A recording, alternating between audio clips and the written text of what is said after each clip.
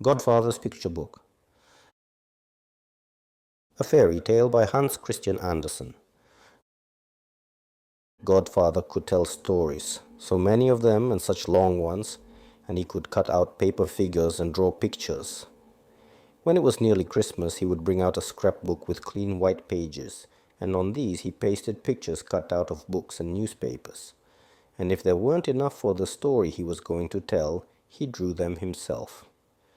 When I was a little boy, I got several of these picture books, but the prettiest of them all was the one from that memorable year when gas replaced the old oil lamps in Copenhagen. And that was the inscription written on the first page. "We must take great care of this book," said father and mother, "and only bring it out on important occasions." But Godfather had written on the cover, "If you should tear the book, that's not a great wrong. Other little friends have done worse for ever so long." Best of all were the times when Godfather himself showed the book, read the verses and other writings in it, and told many things besides. Then the story would become a very real one. On the first page was a picture from the Flying Post, showing Copenhagen with its round tower and Our Lady's Church. On its left was pasted an old lantern, on which was written "Train Oil," and on the right was a chandelier, with gas written on it. "See, that's the title page," said Godfather. "That's the beginning of the story you're going to hear. It could also be given as an entire play, if one could perform it. Train Oil and Gas, or The Life and Times of Copenhagen. That's a very good title." At the bottom of the page is still another little picture. It's quite hard to understand, so I'll explain it to you. That is a hell horse. He shouldn't have come until the end of the book, but he has run on ahead to say that neither the beginning, nor the middle, nor the end is any good. He could have done it much better, if he could have done it at all. The hell horse, you see, stands hitched all day in the newspaper and walks on the columns, they say. But in the evening he slips out, stations himself outside the poet's door, and neighs, so that the man inside will instantly die. But he won't die if there's any real life in him. The hell horse is usually a poor creature who can't understand himself and can't earn a living, and he gets his air and food by going around and neighing. I am certain that he doesn't like Godfather's picture book, but in spite of that, it may be worth at least the paper it's written on. Now that's the first page of the book, that's the title page. It was the very last evening on which the oil lamps were to be lighted. The town had gas, and it was so bright that the old street lamps seemed quite lost in it. "I was in the street myself that evening," said Godfather. "The people were walking about, looking at the old and the new lighting. There were a great many people and twice as many legs as heads. The watchmen stood around sadly, for they didn't know how soon they would be dismissed, like the oil lamps.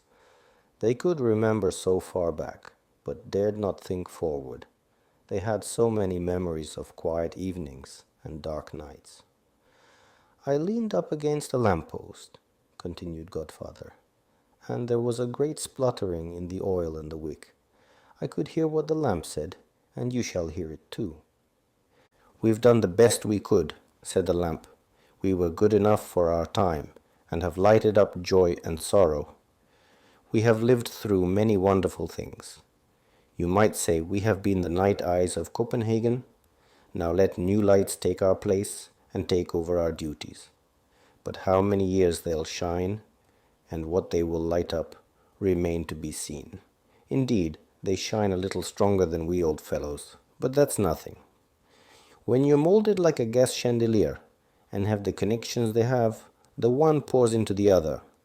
They have pipes going in all directions and can get strength from both inside the town and outside it.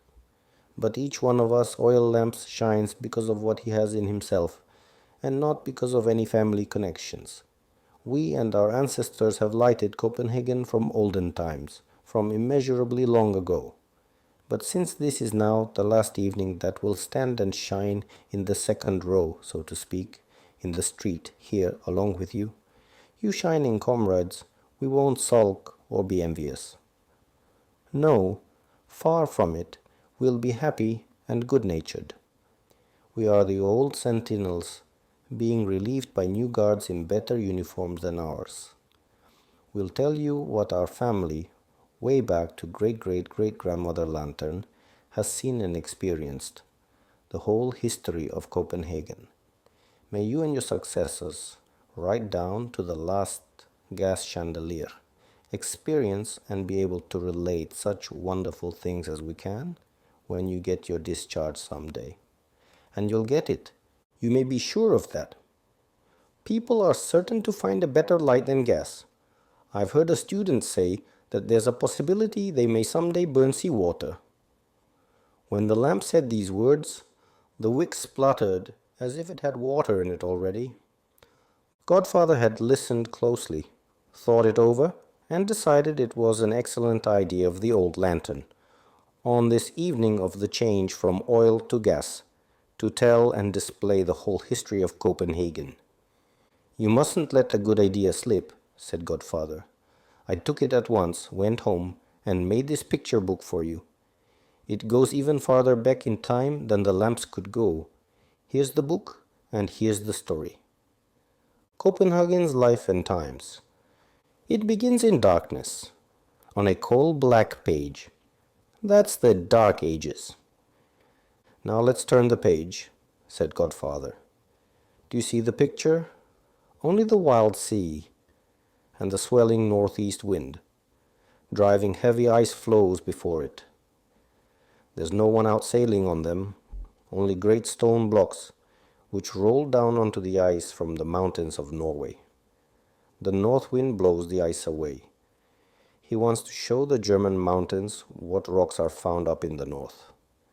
The ice floes are already down in the Sound, off the coast of Zealand, where Copenhagen now stands, but there was no Copenhagen there then. There were great sandbanks under the water, and the ice floes with the big boulders struck against one of these. Then the whole ice field stuck so fast that the northeast wind couldn't move it again, and so he became as furious as could be and pronounced a curse on the sandbank, the thieves' ground, as he called it. He swore that if ever it should rise above the surface of the sea, thieves and robbers would live there, and the gallows and wheel be raised on it. But while he cursed and swore this way, the sun came out, and those bright and gentle spirits, the children of light, swayed and swung in its beams. They danced over the ice floes until they melted, and the great boulders sank to the sandy bottom of the sea. Sons, come, said the northeast wind. Is that friendship and kinship? I'll remember and take revenge for that. Now I pronounce a curse. We pronounce a blessing, sang the children of light. The sandbank will rise, and we shall guard it. Truth, goodness, and beauty shall dwell there. Stuff and nonsense, said the northeast wind. You see, the lantern knew nothing of all this, and therefore couldn't tell about it, said Godfather. But I know it, and it's very important to the life and times of Copenhagen. Now we'll turn the page, said Godfather. Years have passed, and the sandbank has lifted itself. A seagull has settled on the biggest rock which has jutted out of water. You can see it in the picture. Years and years have passed. The sea cast up dead fish onto the shore. Tough lime grass sprang up, withered, rotted, and fertilized the soil. Many different kinds of grasses and plants followed, until the bank became a green island. There the Vikings landed, for there was level ground for fighting and good anchorage beside the island off the coast of Zealand. I think the first oil lamp was lit to cook fish over, and there were plenty of fishes here. The herring swam through the Sound in great shoals. It was hard to force a boat through them. They glittered in the water as if there were lightning down there, and shone in the depths like the northern lights. The Sound had a wealth of fishes. Therefore houses were built on the coast of Zealand, with walls of oak and roofs of bark. There were trees enough for that purpose, ships anchored in the harbor, oil lamps hanging from swaying ropes, and the northeast wind blew and sang, "Oh, out!" If a lantern glimmered on the island, it was a thief's lantern, for smugglers and thieves plied their trade on Thieves' Island. "I believe that all the evil I wished for is coming," said the northeast wind. "Soon the tree will come, from which I can shake the fruit." "And here is the tree," said Godfather. "Do you see the gallows on Thieves' Island? Robbers and murderers hang there in iron chains, exactly as they hung in those days. The wind blew until it rattled the long skeletons, but the moon shone down on them as serenely as it now shines on a country dance. The sun also shone down pleasantly, crumbling away the dangling skeletons, and from the sunbeams the children of light sang, 'We know it, we know it. Here it shall be beautiful in the days to come. Here it shall be good and splendid.'" "Chicken prattle," said the northeast wind. "Now we'll turn the page," said Godfather. The bells were ringing in the town of Roskilde, where Bishop Absalon lived. He could both read his Bible and wield his sword. He had power and will. He wished to protect from assault the busy fishermen at the harbor, whose town had grown until it was now a market town. He sprinkled the unhallowed ground with holy water. Thus Thieves' Island received the mark of honor. Masons and carpenters set to work on it. At the bishop's command, a building grew up, and the sunbeams kissed the red walls as they rose. There stood the house of Axel. The castle, with its towers, so stately and high, had balconies and stairs up to the sky. Boo-hoo! The northeast wind huffed and puffed, but the castle stood unyielding, unroughed, and outside it lay the haven, the merchant's harbor. Mermaid's bower amid seas of sheen, built beside groves of green.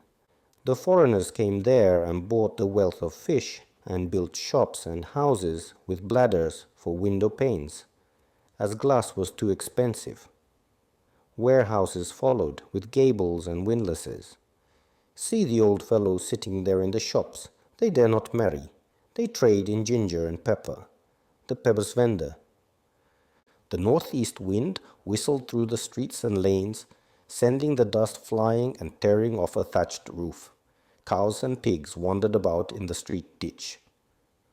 "I shall tame and subdue them," said the northeast wind. "I'll whistle around the houses and around Axel's house. I can't fail. They call it Gallows Castle on Thieves' Island." Then Godfather showed a picture of it, which he himself had drawn. On the wall were rows of stakes, and on every stake was the head of a captured pirate showing its teeth. "That really happened," said Godfather, "and it's worth hearing and worth knowing about." Bishop Absalon was in his bath, and through the thin walls he heard the arrival of a ship of freebooters. He instantly sprang out of the bath and into his ship, blew his horn, and his crew assembled. The arrows shot into the backs of the robbers as they rowed desperately to escape. The arrows pierced into their hands, and there was no time to pull them out. Bishop Absalon caught everyone and cut their heads off, and every head was set up on the outer wall of the castle. The northeast wind blew with puffed-out cheeks, with bad weather in his jaw, as the sailors say. "I'll stretch myself," said the wind. "Here I'll lie down and look the whole matter over." It rested for hours, then blew for days. Years went past. The watchman appeared on the castle tower. He looked to the east, the west, the north, and the south. "You can see it there in the picture," said Godfather, pointing it out. "You can see him there, but I'll tell you what he saw. There's open water from the wall of Styleborg right out to Kjorga Bay, and a broad channel over to the coast of Zealand. In front of Saritslev and Solberg meadows, with their large villages, the new town, with its gabled timber houses, is growing up more and more. There are entire streets for shoemakers and tailors, for grocers and beer sellers. There is a marketplace, and there is a guild hall, and near the shore, where there was once an island, stands the splendid church of St. Nicholas. It has an immensely high tower and spire. How it is reflected in the clear water! Near this is Our Lady's Church, where masses are sung, where incense gives out its fragrance and wax candles burn. The merchant's haven is now the bishop's town. The Bishop of Roskilde rules and reigns there. Bishop Erlandsen sits in Axel's house. There is good cooking in the kitchen. Ale and claret are served to the sound of fiddles and kettle drums. Burning candles and lamps make the castle shine as if it were a lantern for the whole country and kingdom. The northeast wind whistles around the tower and walls, but they stand firmly. The northeast wind swoops around the western fortification of the town. Only an old wooden fence, but it holds up well. Christopher I, King of Denmark, stands outside it. The rebels have beaten him at Skelsker, so he seeks shelter in the bishop's town. The wind whistles and says like the bishop, keep out, the gate is shut to you." It is a time of trouble, dismal days, when every man is his own master. The Holstein banner waves from the castle tower. There is want and woe, for it is the night of anguish. War and the Black Death stalk the land in the pitch-dark night. But then comes Valdemar Atterdag. Now the bishop's town is the king's town. It has gabled houses and narrow streets, watchmen and a town hall, and a permanent gallows by the west port. No man from out of town can be hanged on it. You must be a citizen to be allowed to dangle there, to get so high as to see Kjørge and the hands of Kjørge. "That's a lovely gallows," says the northeast wind. "The beautiful is growing, and it whistles and whoops. And from Germany blew trouble and want." "The Hanseatic merchants came," continued Godfather, "from warehouse and counter, the rich traders of Rostock, Lubeck, and Bremen. They wanted to seize more than the golden goose from Valdemar's tower. They had more power in the town of the Danish king than the Danish king himself. They came in armed ships, and no one was prepared. And King Eric had no desire to fight with his German kinsfolk. They were too many and too strong. So King Eric and all his courtiers escaped through the west port to the town of Sorø, to the quiet lake and green forests, to the song of love and the clang of goblets. But there was one left behind in Copenhagen, a kingly heart and a kingly mind. Do you see this picture here, this young woman, so fine and tender, with sea-blue eyes and yellow hair? It is the Queen of Denmark, Philippa, the English princess. She stayed in the distracted city, where the townspeople swarmed in panic in the narrow lanes and streets with steep stairs, sheds, and shops of lath and plaster. With the courage of a man, she summoned townspeople and peasants to inspire and encourage them. They fitted out the ships and garrisoned the blockhouses. They fired with their carbines. There were fire and smoke and lightness of spirit. Our Lord will never forsake Denmark. The sun shone into all hearts, and in all eyes was the bright gladness of victory. Blessed be Philippa, blessed she was in hut and in house, and blessed she was in the king's castle, where she nursed the wounded and the sick. I have clipped a wreath and laid it around this picture," said Godfather. "Blessed be Queen Philippa." "Now we spring forward for years," said Godfather, "and Copenhagen springs with us. King Christian I has been to Rome to receive the Pope's blessing and has been greeted with honor and homage on the long journey. Here at home he is building a hall of red brick. There shall be learning there, displaying itself in Latin. The poor man's children from plough and workshop can also come there to live upon alms, to attain the long black gown and sing before the doors of citizens. Near the Hall of Learning, where everything is in Latin, is a little house where Danish rules, in language and in customs. There is beer soup for early breakfast, and dinner is at 10 o'clock in the morning.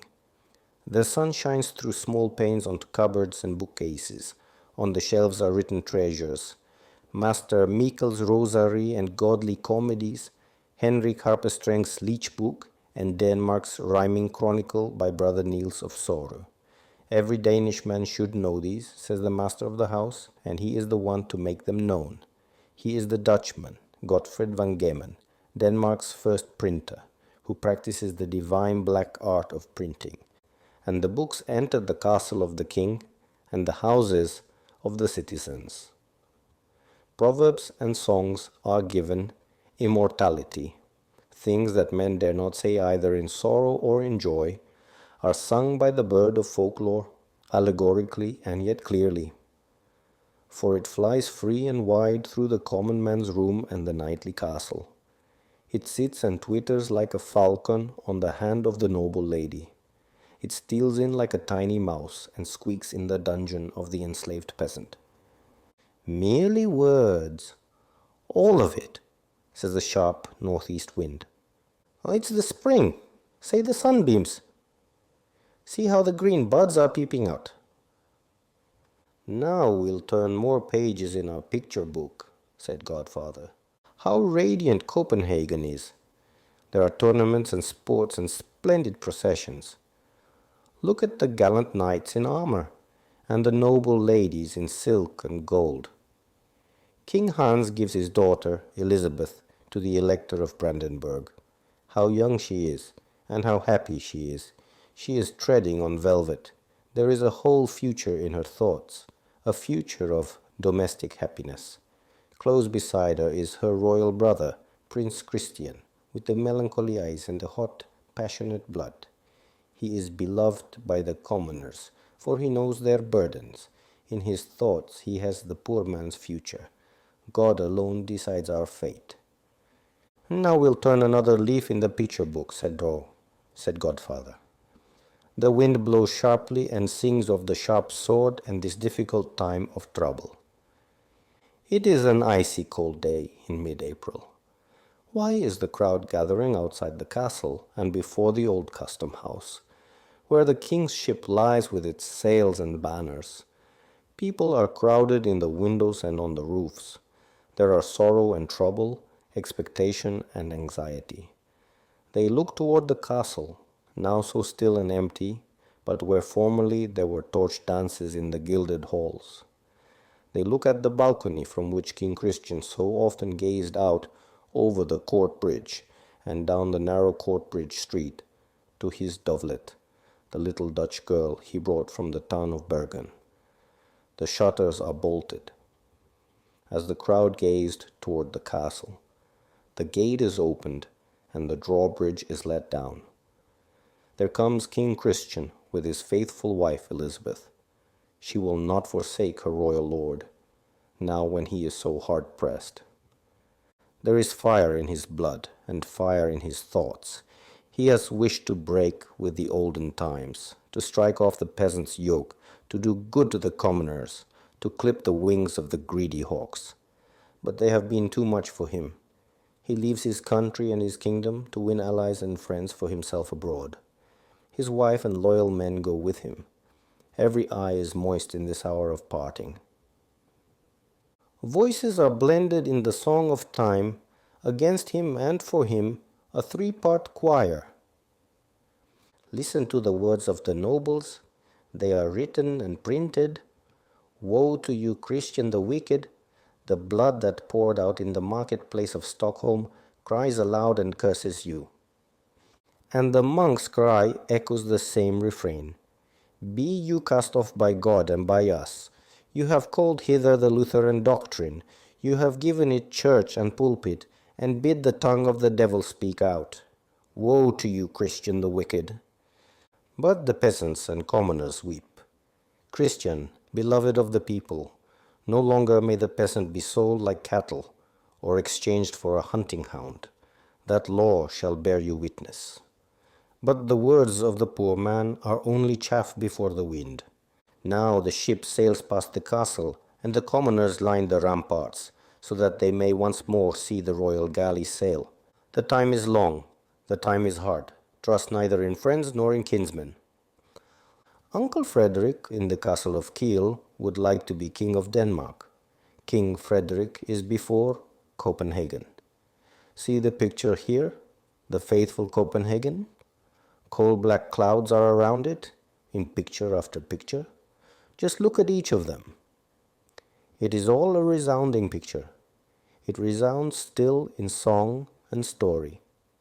Those heavy, hard and bitter times during the long procession of years. How did it go with that wandering bird King Christian? The birds have sung about it, and they fly far over distant lands and seas. Early in the spring the stork came from the south, across the land of Germany. It had seen what I will tell you now. I saw the fugitive King Christian crossing a heather, grown moor. He met a wretched cart drawn by only one horse. A woman sat in it, his sister, the Countess of Brandenburg. Faithful to the Lutheran religion, she had been exiled by her husband. And so on that dark heath the exiled children of a king met. The time is hard, the time is long. Trust neither friend nor kinsman. The swallow came from Sunderborg Castle with a sad song. King Christian is betrayed. He sits in the dungeon tower, deep as a well. His heavy steps wear tracks in the stone floor, and his fingers leave their marks in the hard marble. Oh, what sorrow ever found such vent as that in the furrows of the stone? The fish-eagle has come from the tossing sea, which is open and free. A ship flies over it, bearing the brave Soren Norby from Finn. Fortune is with him, but fortune is as changeable as wind and weather. In Jutland and Finn, the crows and ravens scream, "We seek spoil, it is grand. Caw, caw." Here lie the bodies of horses and of men, too. It is a time of trouble. It is during the Count of Oldenburg's war. The peasant raises his club and the townsman his knife, and loudly they shout, "We shall slay the wolves and leave no cub of them alive." Clouds of smoke roll up from the burning towns. King Christian is a prisoner in Sunderborg Castle. He cannot escape or see the bitter distress of Copenhagen. On the North Common stands Christian III, where his father stood before him. Despair is in the city, and plague and famine. A ragged, emaciated woman sits reclined against the church wall. She is a corpse. 2 living children lie on her lap and can suck only blood from the dead breast. Courage has collapsed. Resistance collapses. Oh, you faithful Copenhagen! Fanfares are blown. Hear the drums and trumpets. In rich garments of silk and velvet with nodding plumes, the noble lords come on horses adorned with gold, riding to Old Market Square. Is there a customary festivity or tournament? Commoners and peasants in holiday attire flock in that direction. What is there to see? Is there a bonfire to burn popish images? Or is the hangman standing there as he stood at the death fire of Slaghook? The king, ruler of all the land, is a Lutheran, and this shall now be proclaimed with solemnity. Noble ladies and high-born maidens, with high collars and caps of pearls, sit behind the open windows and see all the splendor. Beneath a canopy near the king's throne, the councillors of state sit in antique dress on an outspread carpet. The king is silent, but his will, the will of the council of state, is proclaimed in the Danish tongue. Commoners and peasants are sternly rebuked for the opposition they have shown to the nobility. The commoner is humbled and the peasant becomes a slave. Now condemning words are uttered against the bishops of the land. Their power is gone, and all the property of the church and cloisters is transferred to the king and the nobles. Pride and hatred are there, and pomp and misery too. The poor bird comes limping, drooping, comes stooping. The rich bird comes huffing, comes puffing. The time of change brings heavy clouds, but sunshine too. It then shines in the halls of learning and in the student's home. and names shine from it on down to our own days. There is Hans Tussen, the son of a poor smith of Finn. This was the little lad who came from Birkende town. His name flew over Denmark, widely spread his renown. A Danish Martin Luther, he drew the gospel sword, and gained a mighty victory for truth and for the Lord. There is also the immortal name of Petrus Palladius. That is the Latin, but in Danish it is Peter Plade, Bishop of Roskilde, also the son of a poor smith of Jutland. And among noblemen shines the name of Hans Fries, Chancellor of the Kingdom. He would seat the students at his own table and see to their wants, and those of the schoolboys as well. But one name above all others is greeted with cheers and song, so long as there's a student to be found. Near Axel's haven at work or play, will King Christian's name loudly resound, and with hurrahs be greeted every day. Yes, there were sunbeams between the heavy clouds in the time of change. Now we turn the page. What is it that whistles and sings in the great belt under the coast of Samsø? A mermaid with sea-green hair rises from the sea. She reveals the future to the peasant. A prince shall be born who shall become a great and powerful king. He was born in the field beneath the blossoming white thorn. His name now lives in song and story, in the knightly halls and castles everywhere. The stock exchange came forth with tower and spire. Rosenborg Castle rose up and gazed far out over the ramparts. The students got their own house, and close by, where it still points to heaven, stood the round tower, facing toward the island of Finn, where Uranienborg once stood. Its golden domes glittered in the moonlight, and the mermaids sang of the man who lived there, whom kings and sages visited, the master sage of noble blood, Tycho Brahe. He raised the name of Denmark so high that it was known with the stars of heaven in all the cultured lands of the earth. And Denmark turned him away. In his sorrow he sang for comfort. Is not heaven everywhere? What more do I require? His song lives in the hearts of the people, like the mermaid song about Christian IV. Now comes a page that you must look at carefully, said Godfather. There is picture after picture here, just as there is verse after verse in the old ballads. It is a song so happy in its beginning, so sorrowful at its close. A king's child is dancing in the castle of the king. How lovely she is to look at. She is sitting on the lap of Christian IV, his beloved daughter, Eleanor. She grows in all the virtues and graces of a woman. The foremost among the nobles, Corfitz Ulfeld, is her betrothed. She is still only a child, and is beaten by her stern governess. She complains of this to her sweetheart, and rightly too. How clever and cultured and learned she is. She can speak Latin and Greek, sing in Italian to her lute, and talk about the Pope and Martin Luther. Now King Christian lies in the vault in Roskilde Cathedral, and Eleanor's brother is king. In the palace at Copenhagen there are pomp and show. There are beauty and wit, and foremost is the queen herself, Sophie Amalie of Linneborg. Who can guide her horse as cleverly as she? Who dances with such grace? Who can talk with such wisdom and wit as the Queen of Denmark? Eleanor Christine Ulfeldt, these are the words of the French ambassador. She surpasses all in beauty and wit. Up from the polished floor of the palace ballroom has grown the burdock of envy. It has clung there, worked itself in, and twisted around, contempt and scorn. That illegitimate creature, her carriage shall stop at the bridge of the castle. Where the queen drives, the commoner shall walk. There is a storm of gossip, of lies and slander. Then Ulfeldt takes his wife by the hand in the still of the night. He has the keys to the town gates. He opens one of them, and horses wait outside. They ride to the shore and sail to Sweden.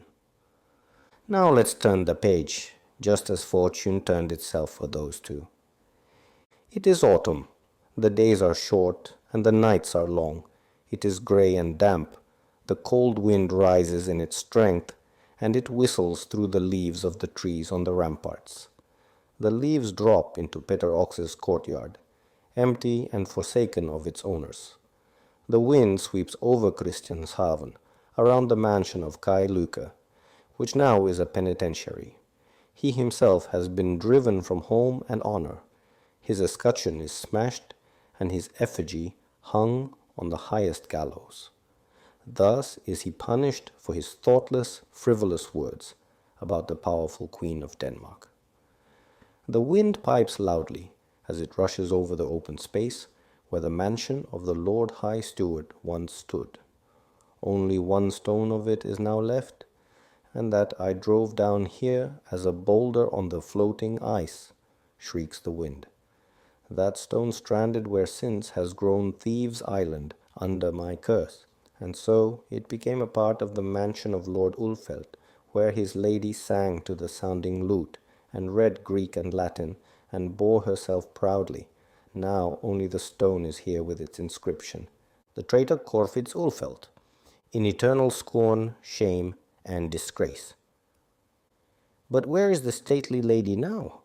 Ooh, blows the wind with a piercing shriek. For many years she has been shut up in the Blue Tower, behind the palace, where the sea water beats against the slimy walls. There is more smoke than warmth in the cell. Its tiny window is high up under the ceiling. In what discomfort and misery sits the adored child of Christian IV, the daintiest of maids and matrons. Memory hangs curtains and tapestries on the smoke-blackened walls of her prison. She recalls the lovely days of her childhood, her father's gentle, beaming face.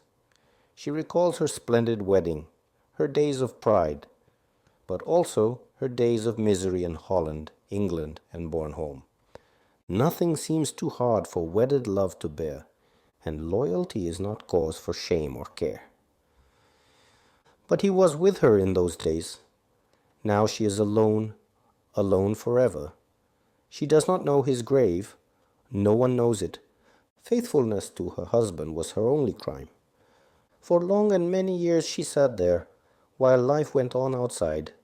Life never pauses, but we will for a moment here and think of her and the words of the song.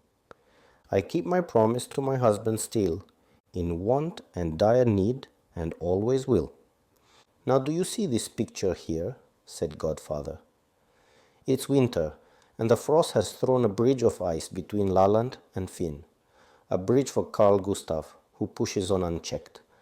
There are plundering and burning, fear and want throughout the whole land. Now the Swedes are encamped before Copenhagen. It is bitterly cold, and the snow is blinding, but true to their king and themselves. Men and women stand ready to fight. Every tradesman, shopman, student, and schoolmaster is on the ramparts, ready to guard and defend, with no fear of the red-hot cannonballs. King Frederick has sworn he will die in his nest. There he rides to and fro, and the Queen is with him. And courage, patriotism, and discipline are there. Let the Swede don his white shroud and crawl forward in the white snow and try to storm the walls. Beams and stones are hurled down on him. Even women come with steaming cauldrons and pour boiling pitch and tar onto the storming enemy. That night, king and peasant are one united power. Then there is relief and there is victory. Church bells ring and songs of thanksgiving resound. Commoners, on this spot you won your knightly spurs. What comes next? Look at this picture. Bishop Sven's wife drives in a close carriage, which only the high and mighty nobility dare do. The proud young men stop the carriage. The bishop's wife must walk to the bishop's house. Is that the whole story? Something much greater is stopped next. The power of pride. Burgomaster Hans Nansen and Bishop Svan clasp hands to work in the name of the Lord.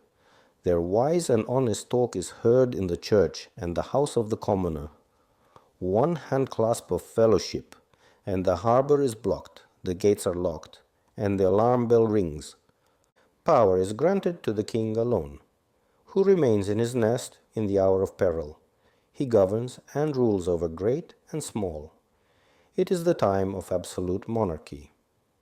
Now let's turn the page, and time with it.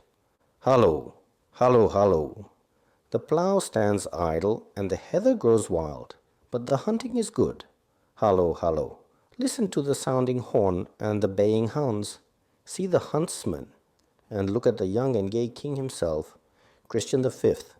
There is merrymaking in palace and in town. In the halls are wax lights, in the courtyards torches, and in the streets of the town are new lamps. Everything is so new. Favors and gifts go to the barons and counts of the new nobility, brought in from Germany. Nothing is accepted now except titles and rank and the German language. But then there sounds a voice that is truly Danish, the voice of the weaver's son, who is now a bishop. It is the voice of Kingo, singing his beautiful psalms. There is another commoner's son, this time the son of a vintner, whose thoughts shine forth in law and justice. His book of laws has become gold ground for the king's name and will stand for ages to come. That commoner's son, the greatest man in the land, receives a coat of arms, and enemies as well, so that the sword of the executioner is raised over the head of Griffenfeld. But mercy is granted with life imprisonment, and he is banished to a rocky islet off the coast of Trondheim, Munkholm, Denmark's St. Helena. But the dance continues merrily in the palace hall. There are splendor and pomp there, and courtiers and ladies dance to lively music. Now these are the times of Frederick IV. See the proud ships with their flags of victory, see the tossing sea. It can tell of great deeds for the glory of Denmark. We remember the victorious Seested and Gildenløve. We remember Hvitfeldt, who blew up his ship to save the Danish fleet, and flew to heaven with Dannebrog. We think of the struggles of those ages, and of the hero who sprang to the defense of Denmark from the mountains of Norway, Peder Tordenskjold. Across the surging sea, his name thunders from country to country. Lightning flashed through the powder dust. A thunderbolt roared through the whispering age. A tailor's boy jumped down from the tailor's table. From Norway's coast he sailed a little sloop, and over northern seas there flew again the Viking spirit, youthful and clad in steel. Then a fresh breeze blew from the coast of Greenland, bringing a gentle fragrance, as if from the land of Bethlehem. It brought tidings of the gospel light, kindled by Hans Egede and his wife. So this half page has a golden ground, but the other half, which means sorrow, is ashen grey with black specks, as from fire and disease and pestilence. The plague is raging in Copenhagen. The streets are empty, the doors are barred, and where crosses are chalked on them the plague is inside. But where the cross is black, all within are dead. The bodies are carried away by night, with no tolling bell. The half-dead in the streets are taken with them. Funeral wagons rumble, piled with corpses, but from the taverns sound the horrid songs and wild shrieks of the drunkards.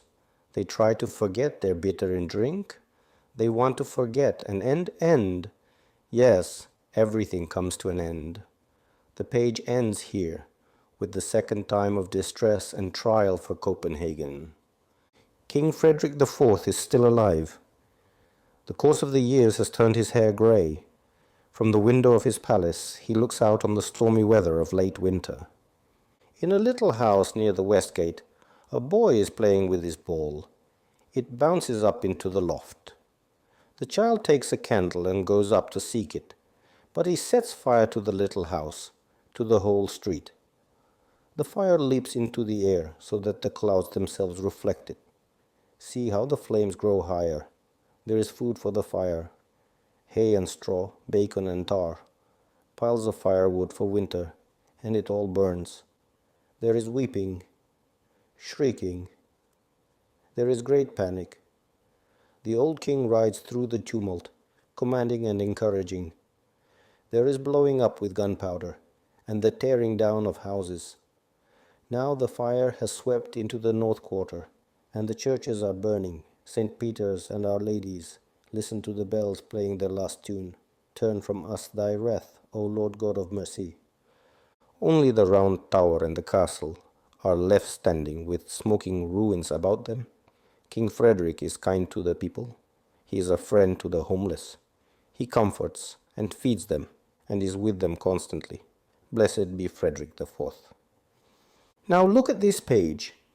See that gilded carriage with footmen around it and armed riders before and behind it, coming from the castle, where an iron chain is stretched to keep the people from coming too near.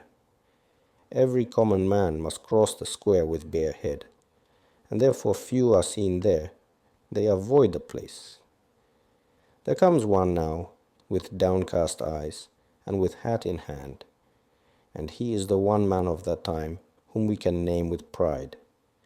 His voice like a cleansing storm wind rang, to sunshine in the days which yet were to come, then smuggled in tunes like grasshoppers sprang, in haste to return to where they were from. Witty and humorous, that is Ludwig Holberg. The Danish stage, the castle of his greatness, has been closed as if it were the dwelling place of shame. All merriment is banished. Dance, song, and music are forbidden and gone, for the dark side of religion is now in power. The Danish prince, his mother used to call him. Now come his days of sunshine, with the song of birds, with gladness and true Danish gaiety.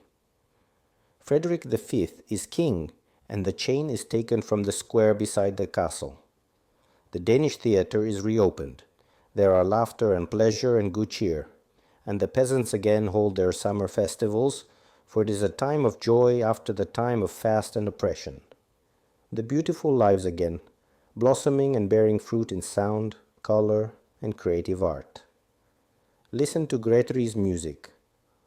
Watch Londemann's acting, and Denmark's queen loves all that is Danish.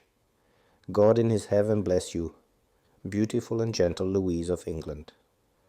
The sunbeams sing in spirited chorus about the queens of Denmark. Philippa Elizabeth Louise. The earthly shells have long been buried, but the souls live and the names live. England again sends a royal bride, Matilda, so young and so soon forsaken. In days to come, poets will sing of your youthful heart and your hours of trail. And song has an indescribable power through all times and all peoples. See the burning of the castle of King Christian. They try to save the best they can find. Look at the men from the dockyard dragging away a basket of silverware and precious things, a great treasure. But suddenly, through an open door, where the flames are brightest, they see a bronze bust of King Christian IV. Then they cast aside the treasure they are rescuing. His image means so much more to them that it must be saved, regardless of how heavy it may be to carry. They know him from the song of Ewald and the beautiful melody of Hartmann. Indeed, there is power in words and song, and someday it shall resound as strongly for the poor Queen Matilda. Now let's go further in our picture book. On Ulfeldt's place stood the stone of shame, and where in the world is there one like it? By the west gate a column was raised, and how many in the world are there like it? The sunbeams kissed the boulder foundation of the column of freedom. All church bells rang and the flags waved and the people cheered for Crown Prince Frederick. The names of Bernstorff, Reventlow, Kolbjörnsen were held in the hearts and were on the lips of old and young. With bright eyes and grateful hearts, they read the blessed inscription on the column. The king has decreed that serfdom shall cease.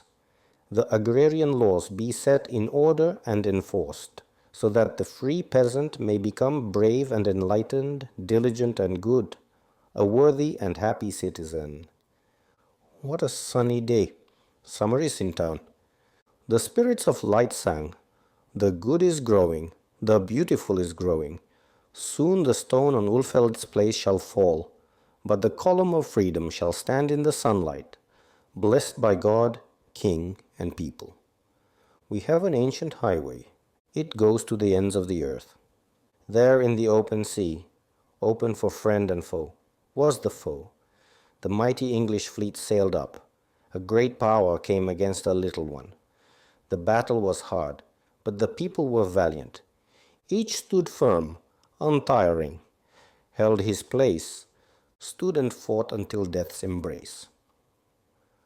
They won the admiration of the enemy and inspired the poets of Denmark. The day of that battle is still commemorated with unfurled banners. Denmark's glorious 2nd of April, the Maundy Thursday battle at Copenhagen harbor. Years passed. A fleet was seen in Öresund. Was it bound for Russia or for Denmark? No one knew, not even those on board the ships. There is a legend in the hearts of the people, which tells that on that morning in Öresund, when the sealed orders were opened and the instructions to destroy the Danish fleet were read, a young captain stepped forward, a son of Britain, noble in word and deed. "I swore," he said, "that I would fight for England's flag to my death in open and honorable battle, but not overpower the weak." And with that, he jumped overboard. The fleet sailed toward Copenhagen just the same. But far from the place where the battle was to be, lay he the captain, and unknown is his name, an ice-cold corpse in the dark blue sea. Shoreward he drifted, until Swedish men, fishing beneath the stars with their nets, found him, bore him to shore, and then cast dice to win his epaulets. The enemy made for Copenhagen. The town was soon in flames. We lost our fleet, but not our courage and faith in God. He casteth down, but he raiseth again. Our wounds healed as those of the warriors in Valhalla. The history of Copenhagen is rich in consolation. Our faith, from the beginning of time to the end, is that our Lord is Denmark's friend. If we hold firmly, he will hold too, and tomorrow the sun will shine on you. Soon the sun did shine on the rebuilt city, on the rich cornfields, and on the skill and art of our people. It was blessed summer day of peace, when poetry raised her Fata Morgana, so rich in color through the words of Eulenschläger. And a great discovery was made in science. It was a discovery far greater than the gold horn of ancient days, for a bridge of gold was found, a bridge for thought to flash like lightning, at all times into other lands and nations. Hans Christian Andersen wrote his name on that bridge. And look, beside the church by the castle, a building was raised to which the poorest man and woman gladly gave their pennies. "You will remember that in the first part of our picture book," said Godfather. "The old stone blocks rolled down from the mountains of Norway and were carried here on the ice. They are raised up again from the sandy depths at the bidding of Thorvaldsen, in marble beauty, magnificent to look at. Remember all that I have shown you and all that I have told you. That sandbank in the sea raised itself up to become a breakwater in the harbor. It bore Axel's house, and the bishop's mansion, and the king's castle, and now it bears the temple of the beautiful. The words of the curse have vanished, but all that the children of sunlight sang in their gladness about the coming ages has been fulfilled. Many storms have passed. They will come again, and pass again. The true, and the good, and the beautiful have the victory." And that finishes the picture book, but not the history of Copenhagen. Far from it. Who knows what you may live to see? It has often looked black, and storms have raged, but the sunshine has never been blown away. It remains. And stronger yet than the brightest sunshine is God. Our Lord reigns over more than Copenhagen. That is what Godfather said as he gave me the book. His eyes were shining. He was so certain of it all. And I took the book so gladly and proudly and carefully, just the way I carried my little sister for the first time. And Godfather said, "You are quite welcome to show your picture book to people, and you may also tell them that I made it, pasted it, and drew the whole thing. But it's of great importance that they know at once where I got the idea for it. You know where, so tell them. The idea came from the old oil lamps, which, on the last evening they burned, showed the new gas lights, like a fata morgana, everything that had been seen from the time the first lamp was lit at the harbor until that evening when Copenhagen was lighted with both oil and gas. You may show the book to anybody you like, that is, to people with kindly eyes and friendly minds, but if a hell horse should come, then close Godfather's picture book.